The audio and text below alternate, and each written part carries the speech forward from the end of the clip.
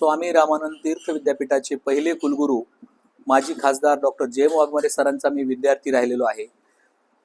1999 ते 2000 या साली मी विद्यापीठातून एम ए इंग्लिश केलं.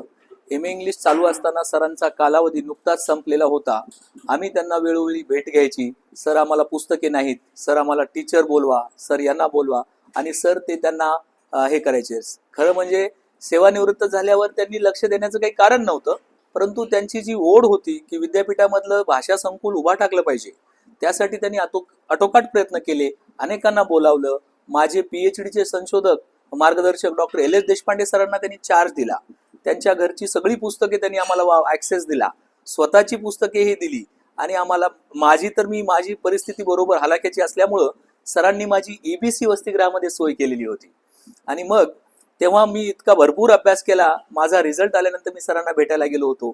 मला 73% तेव्हा MA ला मार्क्स पडलेले होते. सरांना भरपूर आनंद झाला. सरांनी माझी पाठ थोपटली. हा माझ्या आयुष्यातला सर्वोच्च आनंदाचा क्षण होता. मला ते मी कधीही विसरू शकत नाही.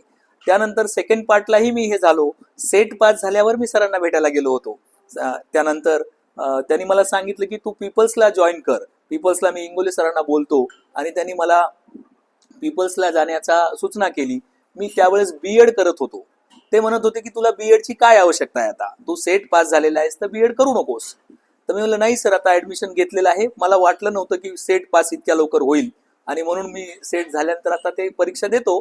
आणि मग त्यानंतर मी जॉईन झालो पीपल्स कॉलेजला 2003 मध्ये. त्यामध्ये आमच्या डॉक्टर इंगोले सरांचा फार मोठा वाटा आहे. त्यांच्यामुळेच मी जॉईन होऊ शकलो, ही प्रांजळपणे कबूल करू शकतो. त्यानंतरची माझी दुसरी आठवण म्हणजे 2010 साली आम्ही गोविंदभाई श्रॉफ यांची जन्मशताब्दी साजरी करण्याच्या उद्देशाने मराठवाड्याचा आधारवड नावाचा ग्रंथ काढलेला होता. या ग्रंथामध्ये सरांची प्रस्तावना घ्यावीच या ग्रंथासाठी अशी आमची इच्छा ठरली. सर त्यावेळेस दिल्लीला होते. आम्हाला संस्थेचा जो वर्धापन दिन आहे त्या दिवशी ते कार्यक्रम घ्यायचा होता, म्हणून आम्ही गडबड करत होतो. माझे प्राचार्य डॉक्टर इंगोले सर सारखा त्यांना फोन करत होते, मीही त्यांना फोन करत होतो. तर रात्री 9:30च्या सुमारास सरांनी मला 1.5 तास फोनवर त्या पुस्तकाची प्रस्तावना डिक्टेट केलेली आहे. ते फोनवर बोलत होते दिल्लीहून, आणि मी ते सगळं लिहून घेत होतो. तर अशा प्रकारे सरांच्या खूप आठवणी आहेत. मी जेव्हा PhD केली, माझं पोस्ट कलोनियल इंडियन नॉवेल हा 5 भारतीय भाषांमधला तुलनात्मक अभ्यास आहे. सरांना हा अतिशय महत्वाकांक्षी प्रकल्प वाटायचा. त्यांनी मला खूप प्रोत्साहन दिलं.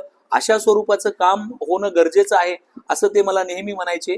त्या प्रबंधाचं जेव्हा पुस्तक काढण्यात आलं, तर त्यावेळेस सरांची पुन्हा 20-25 पानाची प्रस्तावना माझ्या पुस्तकाला आहे. मी नंतर प्रकाशन व्यवसायामध्ये घुसलो.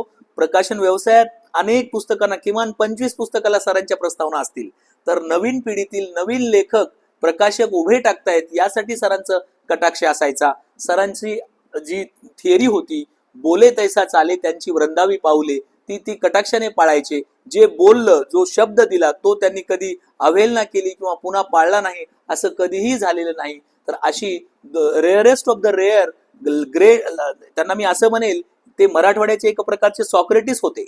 वैचारिक ठामपणा, वैचारिक निष्ठा काय असते याचं एपिटोम ज्याला म्हणता येईल, ते वाघमारे सर होते.